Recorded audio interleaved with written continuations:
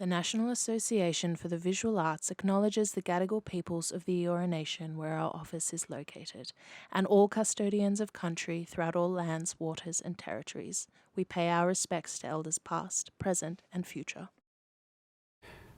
I'm Blak Douglas, Koori artist from Sydney, originally from Western Sydney. I descend from Dhungatti people from Mid-North Coast, New South Wales, and I'm known for painting canvases.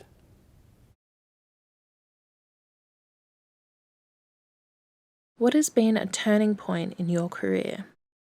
I'd have to say the main turning point in my career was being poached from my very first major exhibition in Sydney by an interstate gallery. Having a director come up to me and slip their card into my hand and insist that we must speak. And that culminated in exhibiting with that gallery in Melbourne for around 3 years. And that's certainly a feather in the cap for an emerging artist. It certainly makes you feel a little bit more proper. Is there anything you would like to see reshaped in the art sector? First of all, we need to take artists more seriously. So we need more federal government backing, which will trickle out into the state government funding opportunities for artists to exist, make it a little bit easier for artists to coexist within community. Less corporate backing. Now I don't know whether the two can be separated like making cheese, but that's what we really need to do, I think.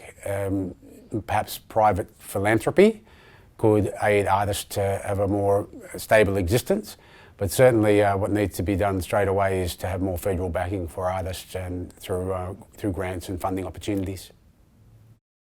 How does your practice overlap with arts advocacy? I guess my practice speaks as an example of the things that we need to change within the establishment. And so unfortunately, many of us remain subordinated, particularly as a First Nations artist or a First Nations curator. We're subordinated under the white thumb of colonialism and colonial input into funding establishments. And so it's old money that funds the establishments here. And so my art is just one of many contemporary First Nations art practices that is still trying to convince the establishments here to give us a space on the wall without being subordinated and without being quarantined. What brings you joy in your work? Making a sale.